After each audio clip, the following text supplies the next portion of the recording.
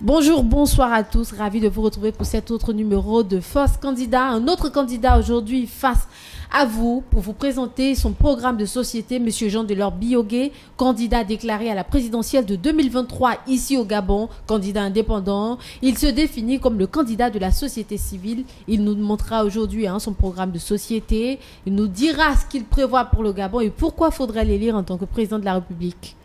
On se retrouve tout juste après le générique.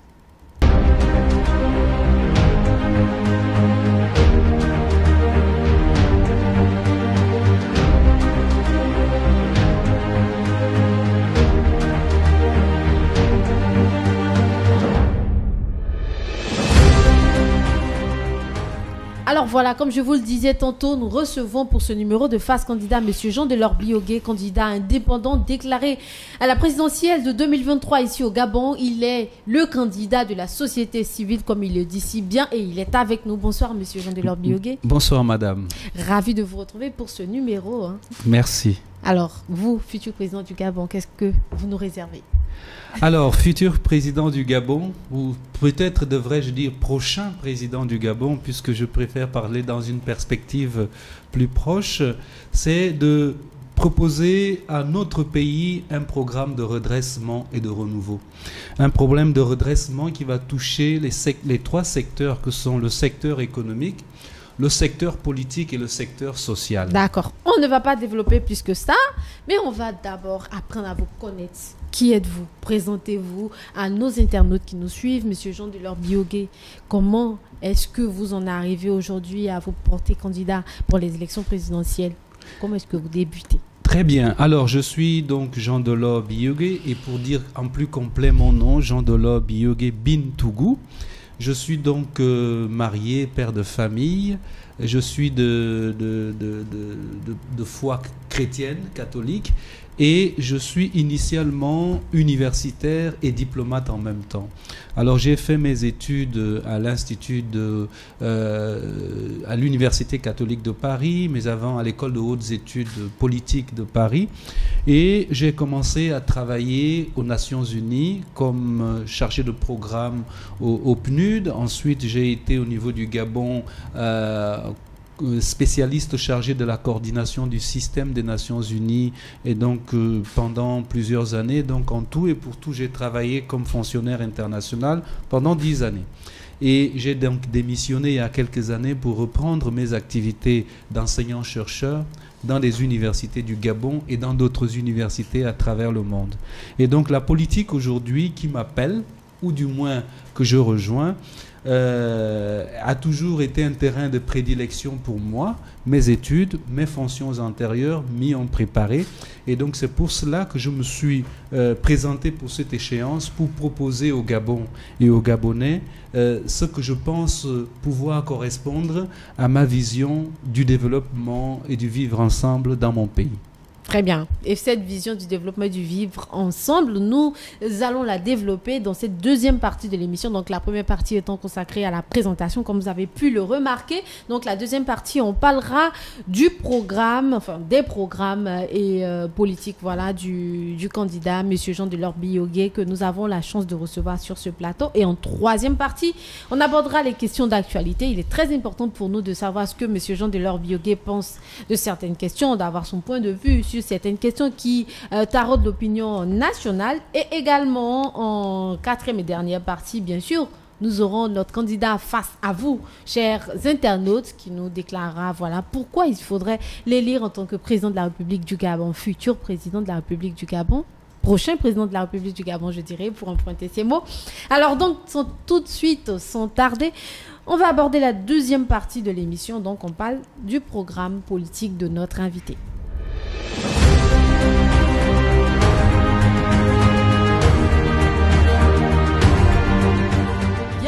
Alors, Monsieur Jean Delors Biogué, vous avez une vision de développement pour le Gabon. Quelles sont donc les principales mesures de votre programme électoral? Et comment comptez-vous, bien entendu, les mettre en œuvre? Alors, je vais vous décliner des grandes lignes de mon projet de société, à savoir sur quelques 8 points. Je ne vais pas les citer en ordre tel que prévu dans le le programme de développement stratégique. Le premier point, c'est naturellement améliorer la gouvernance du secteur public. Parce qu'on se rend compte que la première force productrice d'un État, ce sont ses fonctionnaires. Ce sont eux qui réfléchissent sur le processus de développement du pays.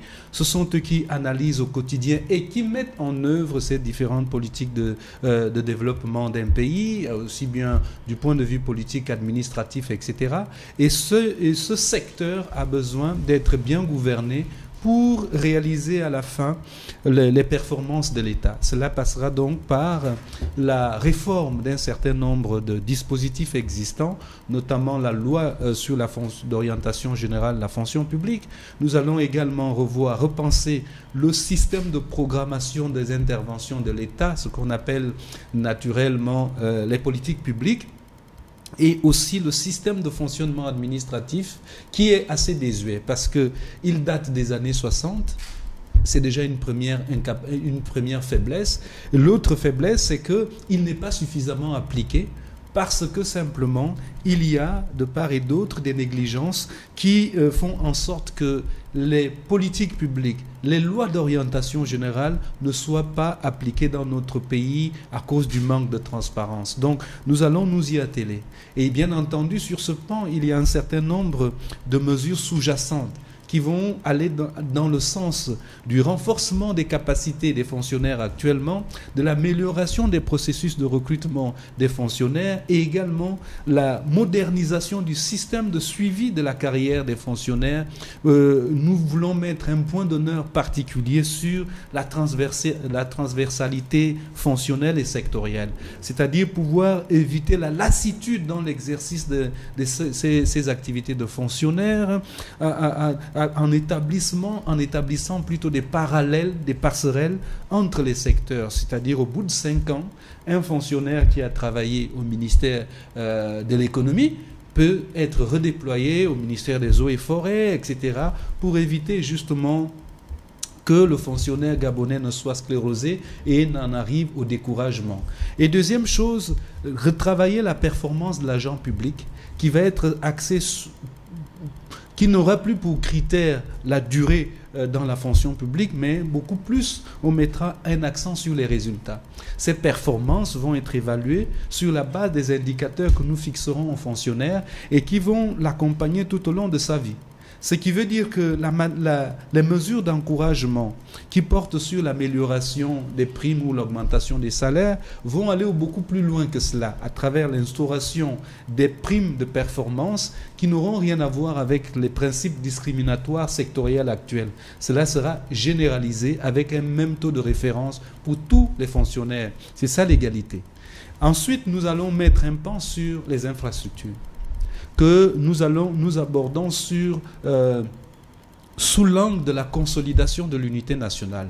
Il faut que le Gabonais originaire du Sud puisse aller dans le Nord comme il le veut, sans qu'il y ait obstacle lié à la route, sans qu'il y ait obstacle lié à la peur de se faire braquer par les coupeurs de route, etc. Donc, l'amélioration des infrastructures routières pour faciliter la libre circulation des Gabonais à l'intérieur de leur propre pays et la libre circulation des biens à l'intérieur du Gabon pour faire en sorte qu'il y ait une création d'économies circulaires axée sur l'échange des ressources et potentialités que l'on retrouve dans certaines régions. J'aimerais bien qu'un jour le manioc d'Aningzok à Bitam soit vendu à Chibanga.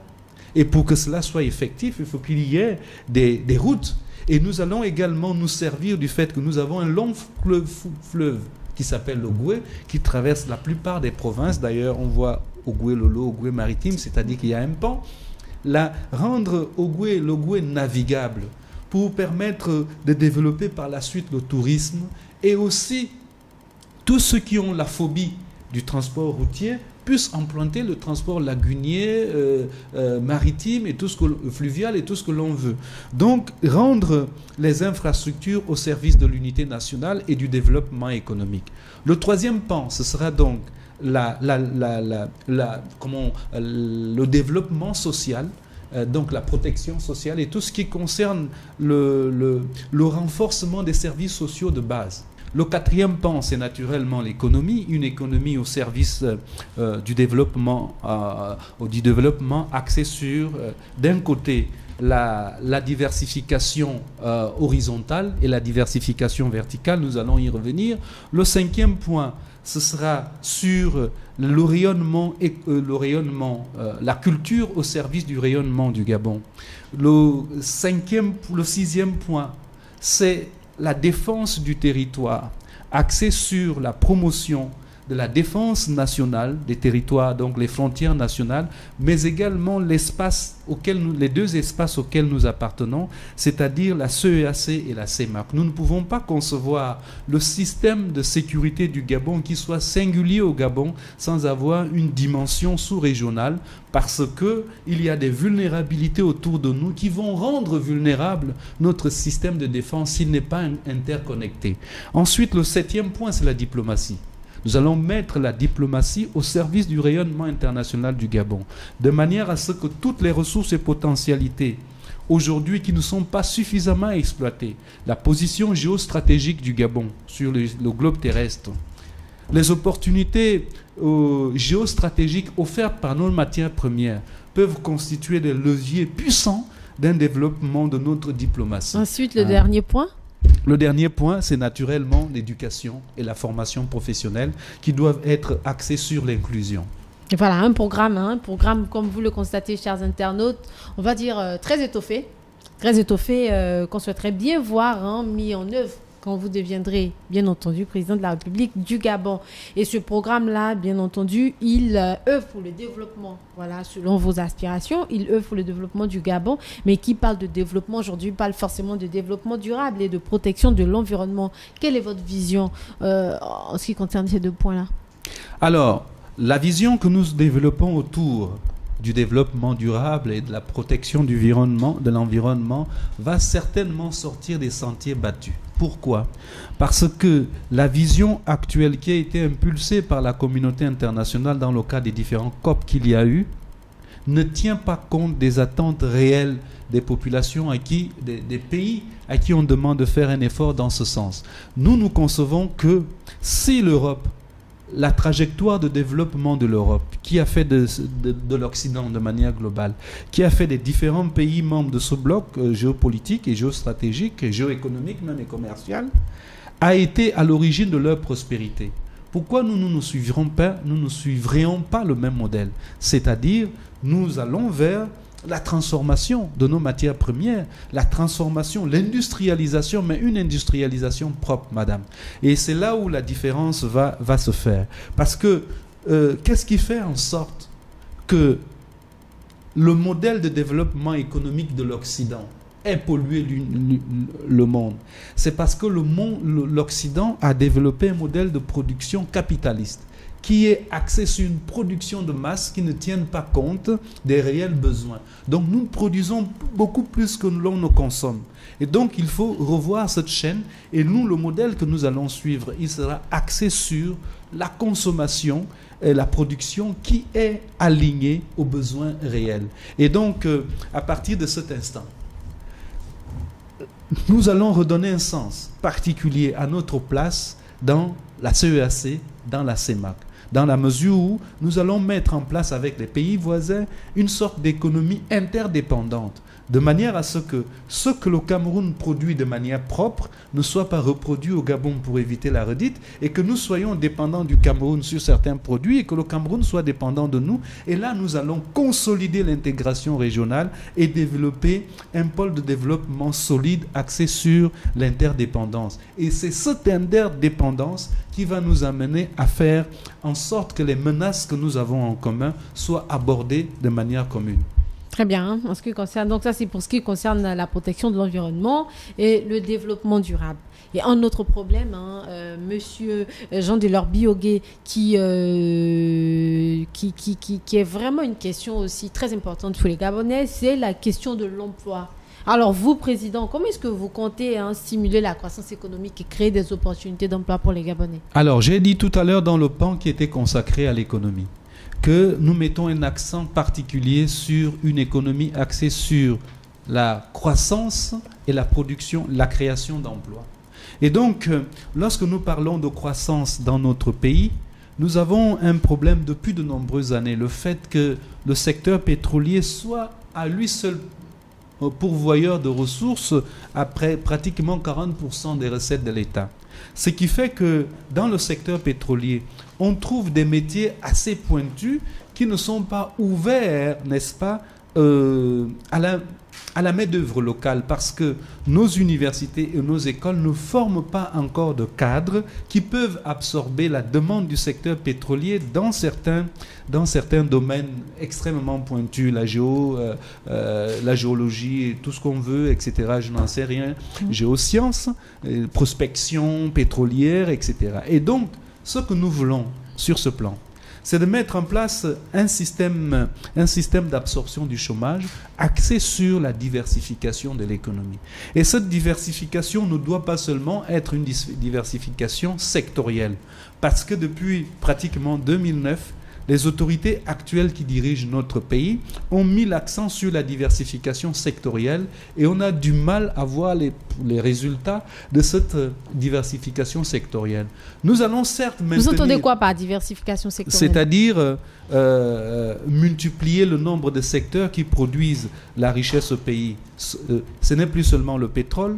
Ajouter au pétrole le bois, ajouter au bois l'agriculture, ajouter à l'agriculture la pêche, etc. Est-ce que cela ne se fait pas déjà? Si, c'est pour ça que je dis que c'est un échec. Ça a été un échec parce qu'on parle depuis 15 ans, bon, disons depuis 14 ans, de la diversification économique qui était orientée sur la diversification sectorielle. Mais toujours est-il que le pétrole n'est toujours pas talonné dans la création d'emplois, dans la création des richesses aussi. Donc, quid donc de cette décision de faire de l'agriculture un élément phare de notre politique de développement? Mais les actions sont déjà entreprises. Mais non. Il y a eu la création des zones agricoles. Ok, elles sont où? Elles produisent quoi? Et pourquoi nous n'avons ni autosuffisance alimentaire, nous n'avons ni et des parce que c'est emplois l'objectif qui est visé, non? Mais attendez, vous pouvez me faire visiter une zone une zone agricole qui produise quoi? On y trouve quoi? Regardez, je pensais que vous alliez me prendre l'exemple du programme Graines. Oui. Aussi. Alors, voilà, un mauvais exemple. Parce que nous ne voyons pas aujourd'hui, au bout de quelques années, ce que Graines a produit. Allez voir dans les villages, on a arraché... Et donc, qu'est-ce que vous proposez, vous, pour améliorer justement, tous ces je vous ai dit donc que je diversifie ma diversification économique à deux niveaux. Il y a certes le maintien de la diversification donc sectorielle qui veut dire on va aller vers d'autres secteurs en dehors du secteur du pétrole, du bois, etc., qui sont déjà bien connus, que tout le monde connaît, c'est vrai. Mais ce qu'on a oublié, c'est que nous aurions pu faire, comme point de départ de la diversification, la multiplication de ce qu'on appelle une économie de valeur. Qu'est-ce que cela veut dire? Ça veut dire qu'autour du pétrole, nous faisons de l'extraction du pétrole chez nous. Mais il n'y a pas de la transformation des produits dérivés du pétrole chez nous. Si on avait développé ce pan, toutes nos routes seraient bien bitumées. Nous n'aurions plus à importer le matériel plastique de l'extérieur. Nous aurions des pavés de bonne qualité, etc. Donc ce pan a été... Savez-vous que Sogara achète du brut à l'étranger? Oui. Mais alors, est-ce que vous trouvez que c'est normal dans un pays comme le nôtre? Ça veut dire qu'il y a un problème de gouvernance, de planification et de priorisation. Donc nous allons mettre fin à tout cela une fois que nous allons arriver au pouvoir le 26 août. Donc nous allons axer notre accent sur la première phase de la diversification et portera sur la création d'une économie de chaîne de valeur. Donc les processus de transformation des résidus des produits de l'extraction. C'est valable pour le pétrole, c'est valable pour le manganèse, c'est valable pour tout autre produit d'extraction. Donc voilà, à partir de là, je vais multiplier donc les emplois, les opportunités d'emploi. Et sans oublier une chose, nous avons parlé du retour à l'agriculture comme étant un slogan politique. Alors qu'en réalité, notre pays regorge de ressources et potentialités avec des espaces qui peuvent permettre de développer une agriculture. Mais il nous a manqué de stratégie. Aujourd'hui, nous ne pouvons pas compter sur une entreprise nationale qui va développer l'agriculture. C'est faux. Parce qu'il n'y a pas, l'État n'a pas fabriqué d'hommes d'affaires qui puissent être capables de porter ce secteur. Mais le donner aux multinationales, c'est nous faire perdre notre souveraineté. La preuve, Olam à tout prix dans le secteur, avec les palmeraies, etc. Mais quels sont les salaires qu'Olam donne aux Gabonais? Et qui contrôle les intrants utilisés par Olam pour la transformation? Qui contrôle toute la production issue? On n'a jamais établi ce que ça rapporte à notre économie. Donc moi, je suis pour la renationalisation des entreprises et la création des entreprises d'État, parce que ça marchait mieux dans les années 80, lorsqu'avant les ajustements structurels, l'État avait encore la même mise. Vous avez vu comment Octra fonctionnait, la SCG fonctionnait, etc. Et lorsqu'on est arrivé à une privatisation tous azimuts, eh bien on a perdu le contrôle et c'est le désordre qui s'est installé. Donc je vais mettre en place une politique de développement économique axée sur la renationalisation des entreprises qui exploitent les secteurs prioritaires et aussi la création des entreprises d'État. Je vous parlais tout à l'heure, dans le cadre de la mise en place des infrastructures de communication routière, etc., je pense tout de suite à la création d'une société d'État des travaux publics. Madame, souvenez-vous, lorsque la route était coupée, la route nationale. Oui. Nous avons vu, de terrain. Nous avons vu le génie militaire intervenir et apporter la solution. Ce sont nos militaires qui ont fait ce travail. Ça veut dire que nous avons un savoir-faire local, endogène, que nous pouvons mettre au service de notre développement. Et s'il est contrôlé par l'État, l'État n'en sortira que riche et ne sera que capable de réinvestir dans le domaine social et nous allons retrouver l'équilibre. La privatisation, ce n'est pas pour les pays comme les nôtres qui n'ont pas amélioré leur système de gouvernance. La privatisation et l'appel multinational n'est pas pour les pays comme les nôtres qui sont incapables d'exercer le contrôle. Regardez encore une fois, c'est le dernier exemple. Oui. Le transport du bois, l'extraction du bois, l'exploitation du bois. Je vous prends un petit exemple qui saute aux yeux de tous. Lorsque l'on interdit que les camions qui transportent circulent la nuit, ils circulent la nuit. Ou les week-ends, ils circulent les week-ends, ne serait que ça. Maintenant, allez dans notre brousse. Les multinationales ne respectent pas du tout les calibres des bois qu'il faut couper. Et la preuve, quand ils ne peuvent pas les exporter, ça pourrit. C'est du gaspillage aussi bien pour l'environnement que pour nos ressources et pour l'État. Donc il faut donc qu'on arrive à créer les sociétés nationales qui seront dirigées par les fils du pays et qui seront contrôlées par l'État lui-même parce que l'État ne peut pas violer ses propres lois. Or, les multinationales, n'étant pas dans leur pays, violent les lois qu'ils trouvent. Et c'est ainsi que la corruption se développe, c'est ainsi que toutes les mesures opaques se développent dans la gestion de nos D'accord, ressources. donc vous priorisez une nationalisation des entreprises. Absolument. Pour créer des opportunités d'emploi, également pour stimuler la croissance économique. Absolument. Très bien. Alors donc, on poursuit et on va aborder cette fois-ci l'aspect démocratique, donc les institutions démocratiques et la promotion de l'état de droit. Comment comptez-vous renforcer ces institutions démocratiques-là et promouvoir l'état de droit? Il y a un dialogue, un constat que l'on fait. Le constat que nous faisons est que le socle d'expression de notre démocratie, de la liberté d'expression et de l'état de droit est biaisé. Partant de l'état de droit repose sur ce qu'on appelle la séparation des pouvoirs. Le pouvoir exécutif, le pouvoir législatif et le pouvoir judiciaire. Et lorsque vous voyez la loi qui porte sur la nomination des personnes qui dirigent les institutions de séparation du pouvoir, elle est fausse. Parce que le président de la République a un rôle majeur dans la nomination de ces gens. Et à partir du moment où tous dépendent du président de la République, ont été nommés par le président de la République, ils lui sont redevables. Une fois en fonction, ils ne font plus la différence entre le fait qu'il faille bien qu'ils arrivent à ce poste par un mécanisme de nomination, mais et qu'ils s'orientent vers une approche républicaine, ils sont plutôt au service du président de la République et on a l'impression de vivre, ça peut être moi demain si j'étais là, donc on a l'impression de vivre un système présidentialiste à fond, pour dire comme les enfants du quartier à fond la caisse. Mais bon, je ne dirais pas ça comme ça. Donc le premier problème à résoudre, c'est rendre effective cette séparation des pouvoirs. En quoi faisant, madame?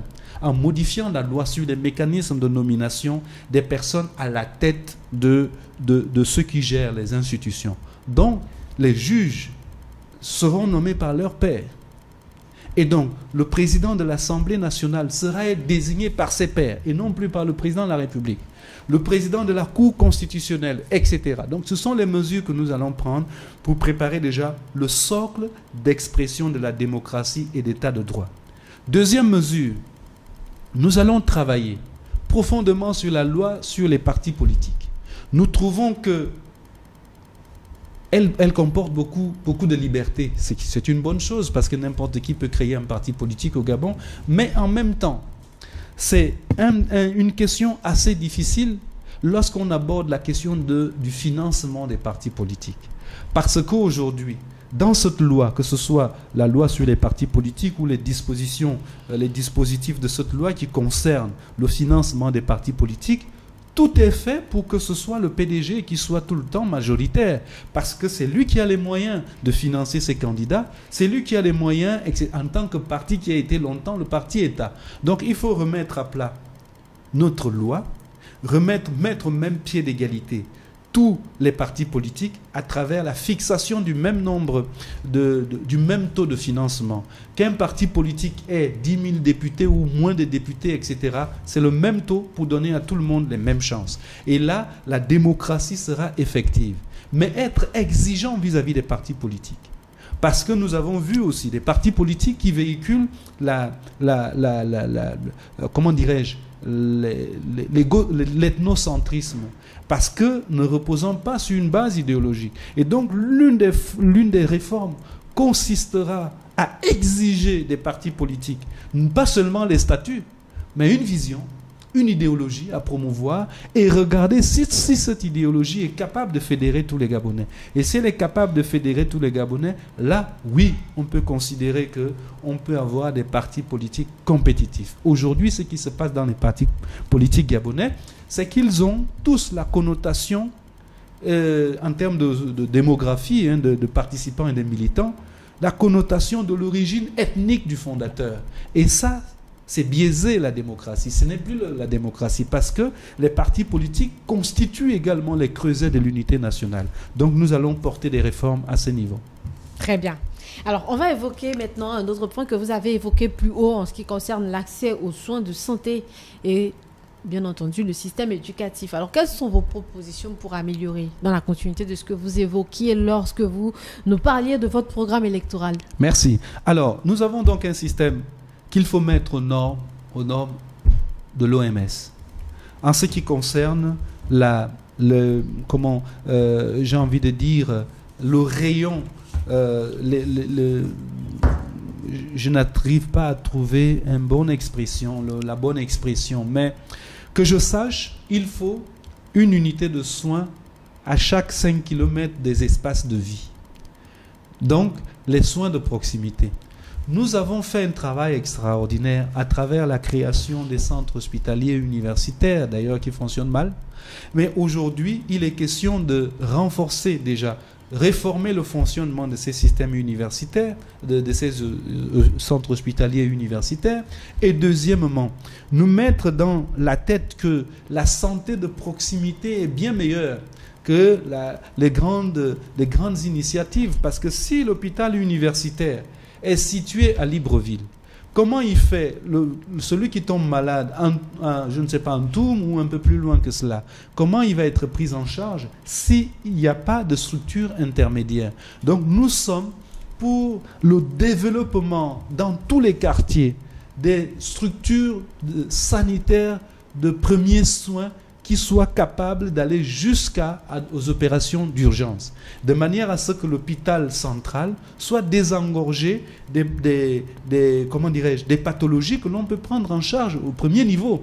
Donc il n'y a pas de dispensaire dans les quartiers de Libreville. Ce n'est pas normal. Chaque quartier de Libreville doit pouvoir avoir un dispensaire et chaque arrondissement doit avoir un centre médical digne de ce nom, capable non seulement d'administrer quelques opérations chirurgicales, mais également de garder en observation au moins une capacité de 300 lits. Et là, nous allons comprendre qu'à partir de cet instant, les Gabonais seront pris en charge. L'hôpital public, on a tous ces problèmes qui font... Comment imaginez-vous, madame, moi, à plusieurs reprises, il m'est arrivé de voir une personne mourir devant moi dans des centres hospitaliers du Gabon. Parce que les pauvres médecins sont débordés par le nombre de patients qui frappent à leur porte. Les urgences sont débordées. Les blocs opératoires, etc., les salles d'observation, ce n'est pas normal. Il va falloir donc que nous puissions corriger cela le plus rapidement. Moi, président de la République, en matière de santé, la première des choses, c'est de construire dans chaque quartier, dans chaque arrondissement, des structures de soins de qualité de prise en charge, de première prise en charge, avant de transférer vers les hôpitaux, les centres hospitaliers universitaires. Très bien. Et voilà qui met donc fin à cette deuxième partie. On se retrouve tout juste après pour la troisième et dernière partie de notre numéro de Face Candidat.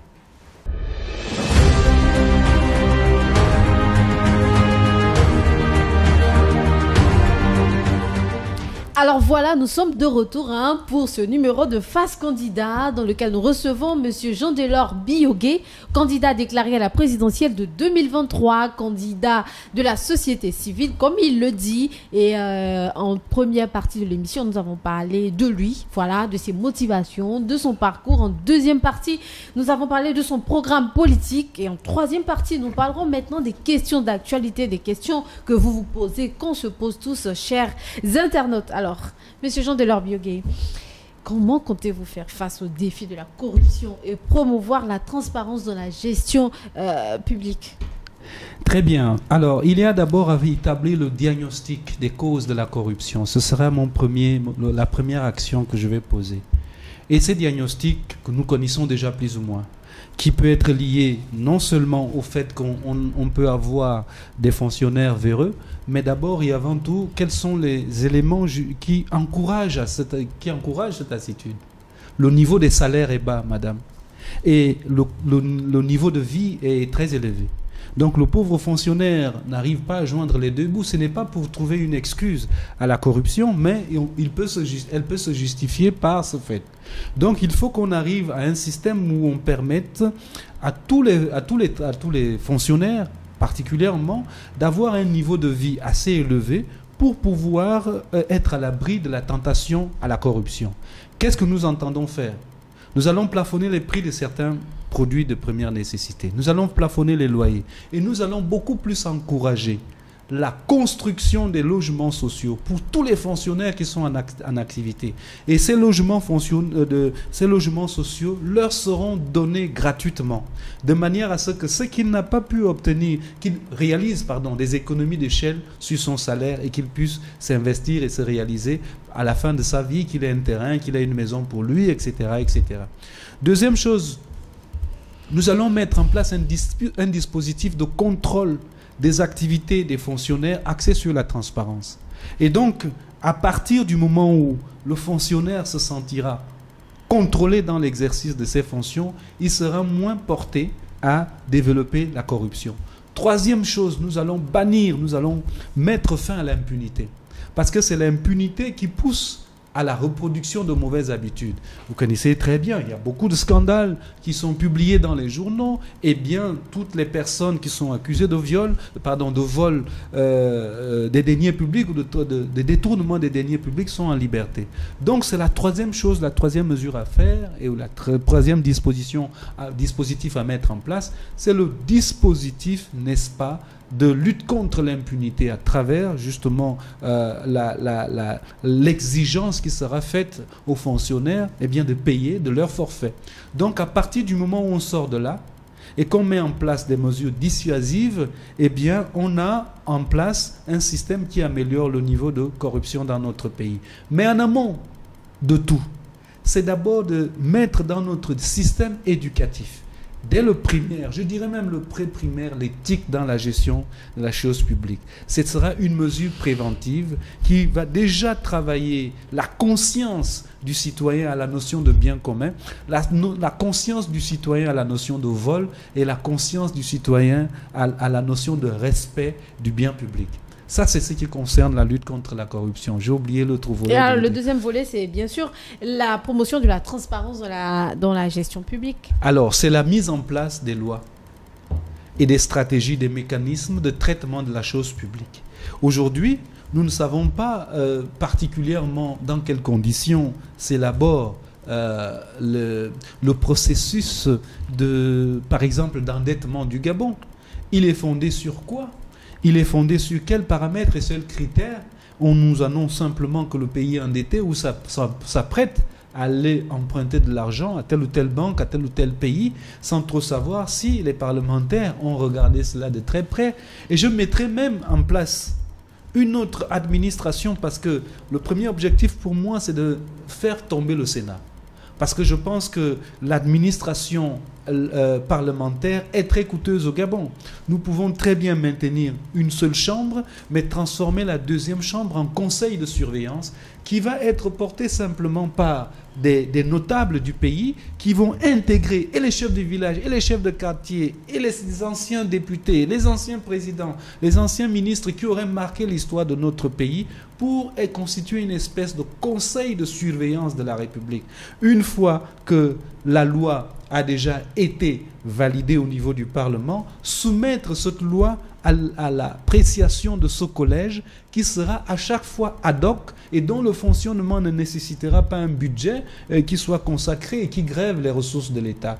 Donc, à partir du moment où le processus décisionnel dans la transparence de la gestion publique est clair, eh bien, on sortira de l'opacité qui encadre et des mauvaises décisions surtout.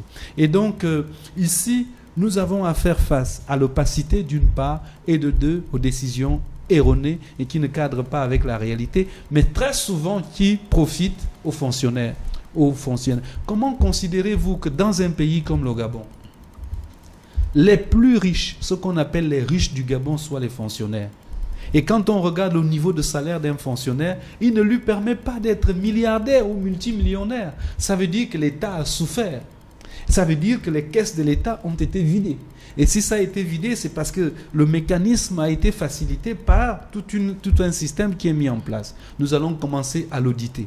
Une fois que nous l'aurons audité, nous allons mettre en place des mesures correctives et dont la mise en œuvre sera inclusive de manière à ce qu'il y ait un contrôle effectif des citoyens à travers la reddition des comptes, à travers la publication des rapports, à travers toute une série de mesures qui vont nous permettre, périodiques.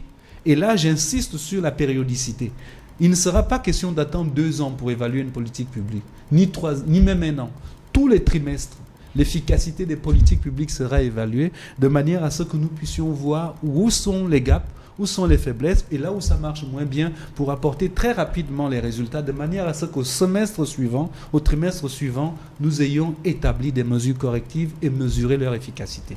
Très bien. Alors, on aborde un autre volet de notre interview. On va parler de coopération régionale et internationale, notamment avec les pays voisins et les organisations régionales. Alors, quelle est votre position, vous, M. Jean Delors Biogué, sur la coopération régionale et internationale du Gabon, notamment avec les pays voisins? Alors, nous sommes en train de passer à côté d'une opportunité. Et les organisations régionales, comme je disais tantôt. Je comprends bien. Nous avons 3 niveaux d'intervention, 2 niveaux. Je vais parler de 2 niveaux en matière d'intégration régionale. Nous avons le niveau bilatéral qui nous unit et notre État à d'autres États de manière bilatérale. Et nous avons le niveau multilatéral qui se passe dans le cas des organisations auxquelles nous appartenons, la CEAC, la CEMAC. Oui. Madame, nous sommes en train de passer à côté de quelque chose d'exceptionnel. L'intégration régionale est une chance pour le développement de tous les pays. Parce que sinon, les États-Unis ne seraient pas les États-Unis. C'est au nombre 54 États ou je n'en sais rien qui constituent les États-Unis d'Amérique et ils sont forts. On arrive à l'Union européenne, c'est à peu près 27 États qui sont membres. Donc aujourd'hui, c'est la mutualisation des efforts qui produit. Moi, au pouvoir, la première des choses à faire, c'est de regarder quel type de partenariat mon pays entretient, de coopération mon pays entretient avec les pays singulièrement. Quel est l'état des lieux de notre coopération bilatérale et en quoi la coopération Gabon-Cameroun peut constituer un couple moteur pour la CEMAC et pour la CEAC, comme l'est, par exemple, le couple franco-allemand pour l'Union européenne, par exemple.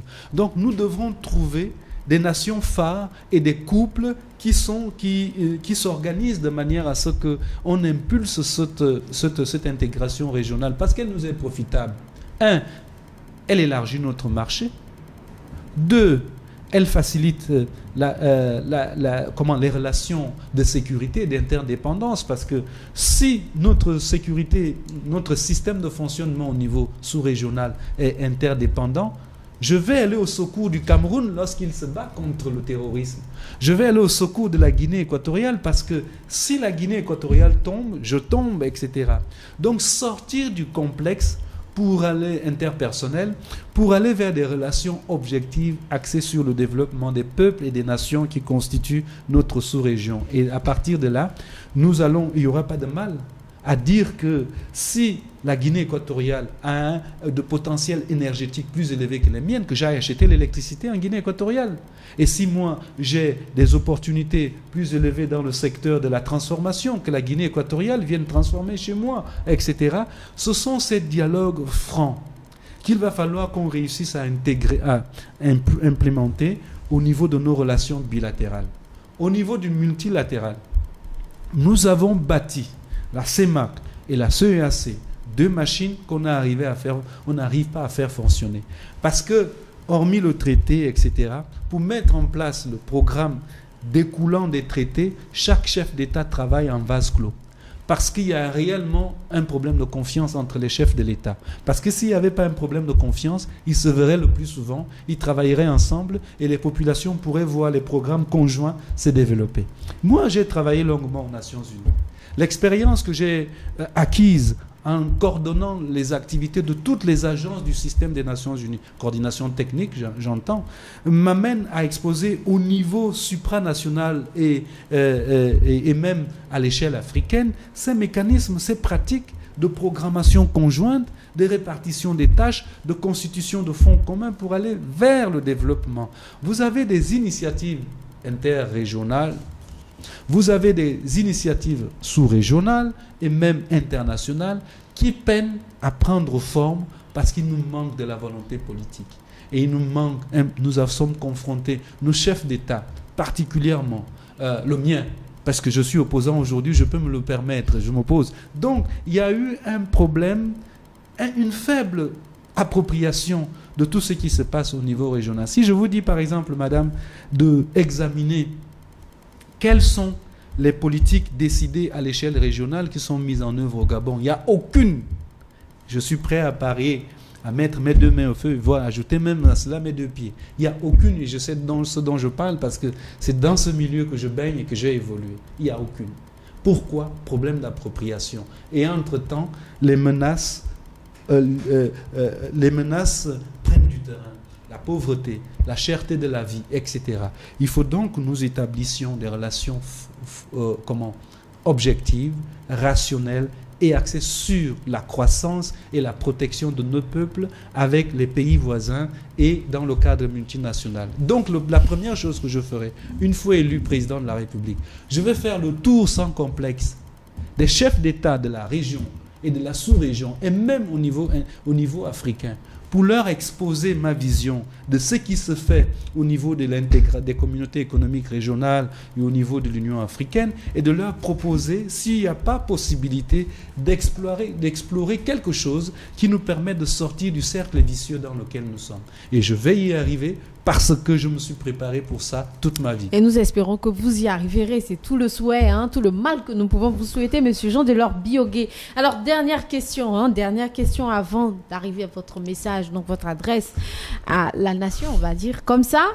Comment envisagez-vous promouvoir l'inclusion sociale et garantir les droits des femmes, des jeunes et des groupes marginalisés? Alors, je vais mettre en place une politique sociale qui soit axée sur la protection des plus faibles, parce que c'est le principe de la République. Et donc, qui dit plus faible, dit les vulnérables. Qui sont les vulnérables? Ce sont naturellement les femmes, les gens du 3e âge, les enfants et toute une série des retraités, toutes les personnes qui vivent dans la situation de précarité. Eh bien, la protection sociale que je mettrai en place n'est pas seulement celle qui est axée sur les dons ponctuels. Il faut aller vers l'autonomisation. Toutes les politiques de recherche d'autonomisation n'ont pas marché au Gabon.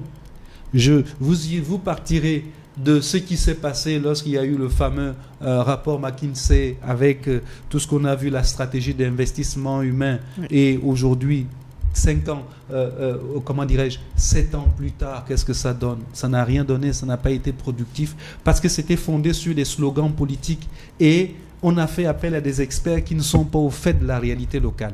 Je pense que les problèmes à adresser ne sont pas aussi nombreux que cela paraisse.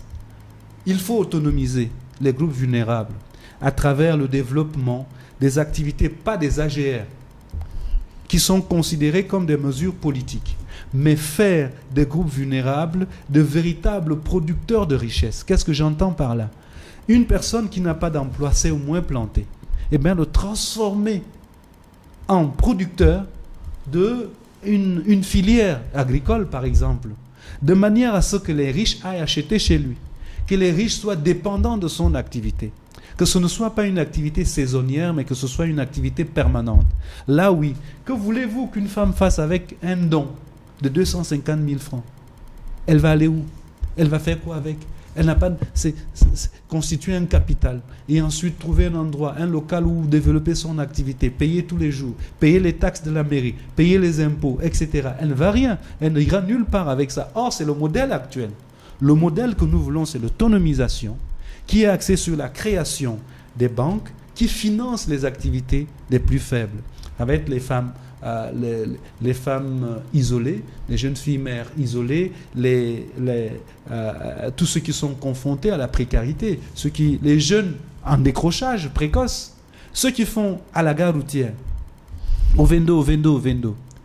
Ils ont trouvé là un moyen de survivre au quotidien. Avant de devenir politicien, je gère une association une ONG qui s'appelle Citoyens et Action. Vous savez ce que nous avons fait, madame, pour les sorties de la précarité? Il y a 15 d'entre eux que nous avons pris. Nous avons constitué avec eux des livrets pour leur dire, écoutez, tu as 6 000 que tu fais par jour. Sur les 6 000, tu prends 3 000, 500 francs pour le taxi du lendemain, 2 000 francs pour aller manger à la maison, pour la nourriture à la maison, 500 francs pour ton quotidien de demain, l'eau, le sandwich, etc. Et les 3 000 francs ou les autres 3 000 francs, on te les met dans un compte. Nous avons ouvert des comptes à ces jeunes dans une banque dont je tairai le nom, le microfinance. Oui. Dès que ces jeunes sont rentrés en possession de leur carte bancaire, ils ont commencé à se prendre au sérieux. Parce que ils ont su qu'ils avaient une petite puissance financière, que leur argent était gardé quelque part, que eux, comme moi, pouvons aller dans les distributeurs, prendre l'argent le samedi et s'occuper de nos besoins. Et l'envie d'être millionnaire est venue chez eux. Donc, ils sont devenus plus stricts dans la gestion de leurs ressources en se disant, il faut qu'à la fin du mois, j'ai totalisé 100 000 francs. Pourquoi nous sommes arrivés? On n'est pas allé chercher McKinsey. Nous ne sommes pas allés chercher quiconque. Nous nous sommes basés sur la réalité. Et c'est ce modèle du petit Kumba, du petit Mba et du petit que l'on a sorti, Magaya, etc., que l'on a sorti de cette précarité quotidienne que nous voulons développer dans tout le Gabon. Nous voulons le faire pour tous ces jeunes en décrochage scolaire précoce qui n'ont pas de qualification et qui vivent des petits métiers. Et là, c'est l'insertion durable. Et là, pour certains, nous sommes dans la transformation. Passer à une autre phase. On leur dit, tu peux avoir une table au marché Montbois tout en faisant au vendo. Donc tu as 2 sources de revenus.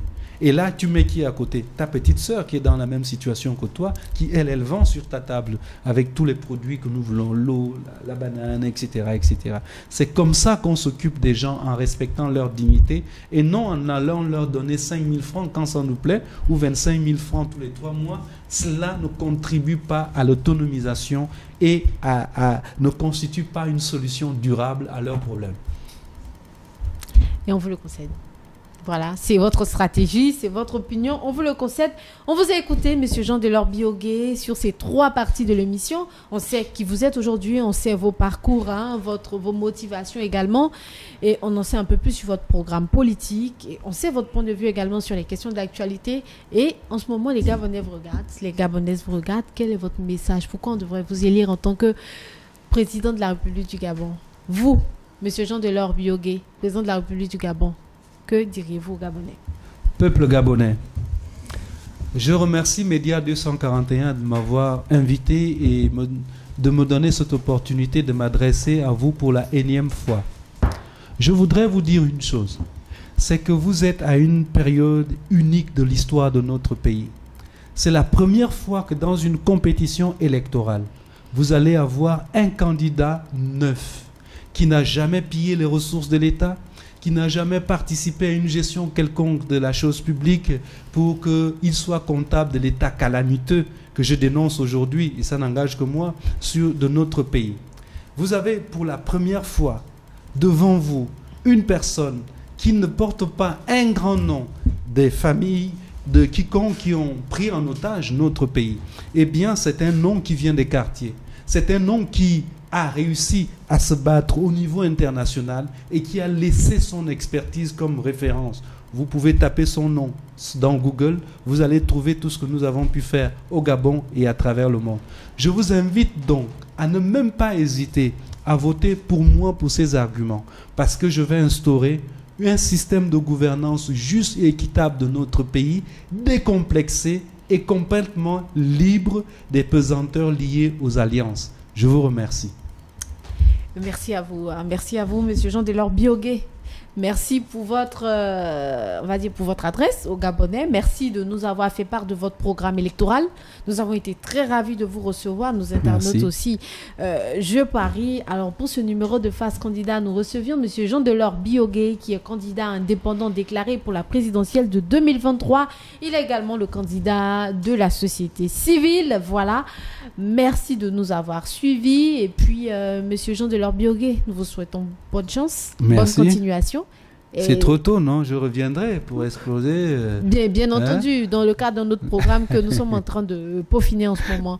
En tout cas, merci beaucoup. Et puis, on espère, pourquoi pas, vous recevoir sur ce plateau en tant que Monsieur le Président de la République. Très bien. Merci beaucoup pour les souhaits. Je vous en prie. Alors, à très vite et à bientôt pour un autre numéro de Face Candidat.